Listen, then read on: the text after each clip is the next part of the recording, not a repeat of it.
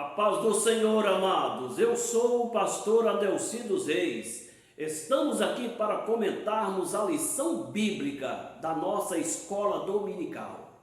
Devido ao período de pandemia, muitas igrejas não puderam realizar aulas presenciais. Por recomendação da CPAD, nós estamos retornando com o tema Igreja Eleita, que trata da carta do apóstolo Paulo aos Efésios.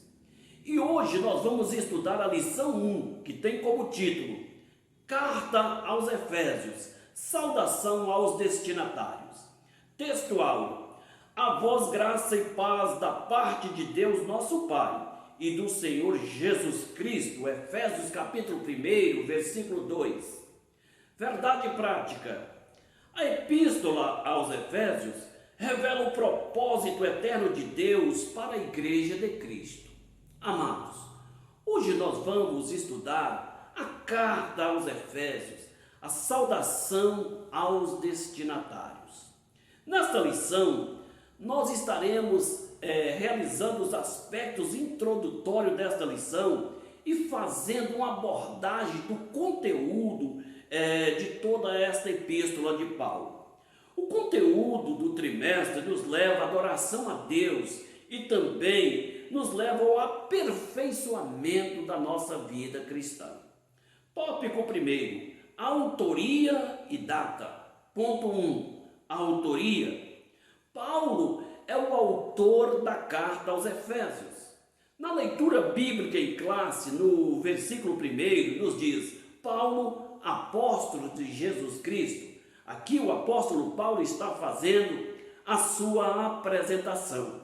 O seu nome hebraico é Saulo. Saulo significa solicitado, possivelmente uma homenagem ao rei Saul, o primeiro rei de Israel, que por sinal era da sua mesma tribo, a tribo de Benjamim. O seu nome romano era Paulo, que significa pequeno. Paulo ele foi criado para ser um doutor da lei. Paulo todos os dias era levado por um escravo à sinagoga para aprender a Torá. O apóstolo Paulo, aos 8 anos de idade, ele recitava a Torá de cor. Paulo foi uma criança diferente das outras crianças do seu tempo. Enquanto as outras crianças brincavam, Paulo não podia brincar, porque o alvo da sua família é fazer de Paulo um doutor da lei. E Paulo se sobressaía sobre todas as crianças do seu tempo. Paulo, ele era cidadão romano e cidadão judeu. A cidadania romana ele herdou da sua família, herdou do seu pai, que era um funcionário público ou tinha prestado um relevante serviço ao Império Romano. E as pessoas que assim procediam recebia como prêmio o direito à cidadania romana. Se aquela pessoa fosse casada legitimamente, os seus filhos, os seus descendentes, também recebia a cidadania romana de nascimento. Neste sentido, o apóstolo Paulo, ele era cidadão romano por nascimento. Paulo, em alguns momentos, ele usou desse direito de cidadania romana para se defender. Certa vez, quando Paulo foi preso em Jerusalém, o comandante mandou o centurião amarrar Paulo para açoitá-lo. Paulo, então, interroga o centurião, dizendo: é lícito açoitar um cidadão romano sem ser condenado? E por causa disso tiveram que soltar Paulo, porque esta não era a recomendação da lei. Ponto 2. Assinatura apostólica. Nas 13 cartas da sua autoria, o apóstolo ele se identifica como Paulo, e este era o nome mais apropriado para a evangelização do mundo gentílico. Quando Cristo encontra com Paulo no caminho de Damasco, Paulo fica cego. Jesus então manda Ananias ir orar por Paulo, e ele diz: vai, porque este é para mim um vaso escolhido para levar o meu nome aos reis, aos gentios e aos filhos de Israel. Neste sentido, o apóstolo Paulo ele faz a sua reivindicação apostólica quando ele diz que é apóstolo pela vontade de Deus. E esta indicação nos mostra que Paulo, ele foi escolhido diretamente por Deus e não pelos homens. Ponto 3. Uma epístola de prisão. A epístola de Paulo aos Efésios, amados, foi escrita no período em que Paulo estava aprisionado em Roma. Paulo estava preso em Cesareia. O governador Festo mandou Paulo para Roma. O governador estava mandando um preso, mas Jesus estava enviando um apóstolo. O Império Romano estava recebendo um preso político vindo de Cesareia, mas Jesus estava recebendo um missionário que ia prestar relevante serviço ali em Roma. Foi ali, amados, que Paulo ele se identificou como prisioneiro de Cristo, preso do Senhor, embaixador em cadeias.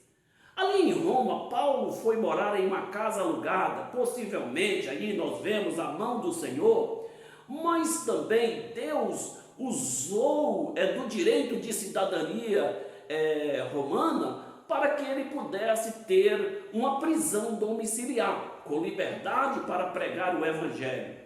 E Paulo todos os dias estava algemado a um soldado da guarda pretoriana em seu turno. Pelo menos 3 vezes ao dia tinha um soldado assistindo Paulo. Paulo, com liberdade para pregar o Evangelho, ele evangelizou a guarda pretoriana de uma forma tremenda.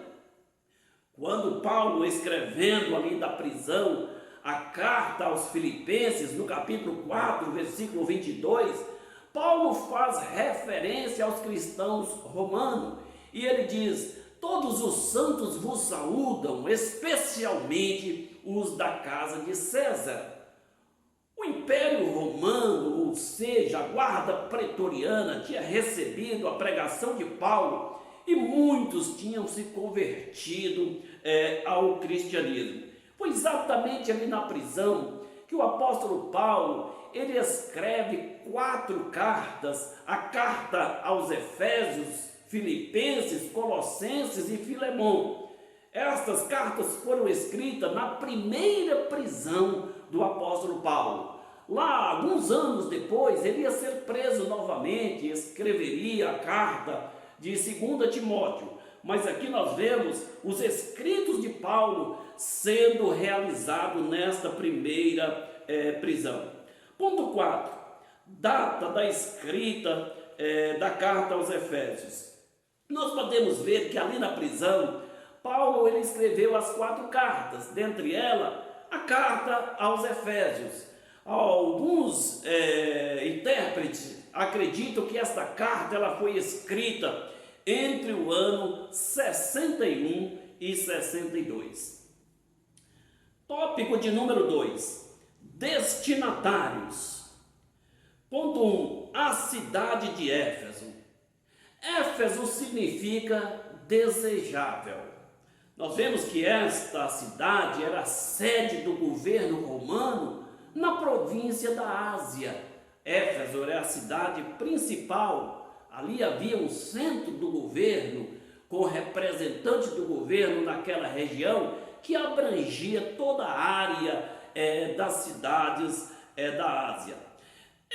Éfeso foi fundada no ano 1050 a.C., tornou-se um grande centro político, centro comercial e religioso. Em Éfeso havia um porto que desembocava no mar Egeu. Aquele porto, muitas embarcações paravam para realizar negócios, compra, vendas, troca de mercadoria. E nós podemos observar que aquela cidade era uma cidade de destaque. Naquele tempo, a cidade tinha aproximadamente 500.000 pessoas, tinha ali o maior anfiteatro do mundo, com capacidade para 25.000 pessoas. Havia pista de atletismo para Jogos Olímpicos, havia também uma arena onde ocorriam as lutas entre os animais selvagens. Ponto de número 2, a religiosidade em Éfeso. Éfeso abrigava a deusa da fertilidade, chamada de Ártemis para os gregos e Diana para os romanos. Na cidade de Éfeso, Diana era conhecida como a grande Diana dos Efésios. A economia da cidade dependia dos serviços portuários, mas também a economia ela era turbinada pelos turistas que apareciam ali com finalidades de negócio e também até mesmo para missões religiosas, uma vez que a cidade era uma cidade muito idólatra e girava em torno da deusa que era naquela cidade a padroeira daquela cidade. Vemos, meus amados, que os turistas que visitavam, eles realmente realizavam naquela cidade a fonte de renda para muitos que mexiam com as artes de metalurgia, porque eles faziam as miniaturas do templo da deusa Diana e vendiam aos turistas.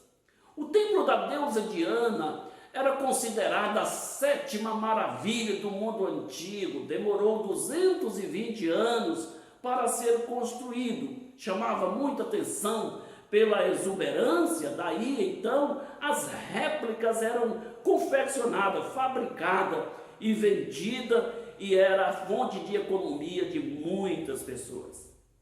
Ponto 3. A igreja de Éfeso. Quando Paulo chegou em Éfeso, havia ali 12 cristãos. Havia passado naquela cidade um pregador eloquente, Apolo. E quando Paulo ali chega, ele encontra 12 crentes e ele pergunta: vocês receberam o Espírito Santo quando creste? Ele diz: não, nós não conhecemos o Espírito Santo. Paulo, depois de batizá-los, ele impõe as mãos e aqueles cristãos, eles recebem o batismo do Espírito Santo, começam a falar em línguas e também começam a profetizar.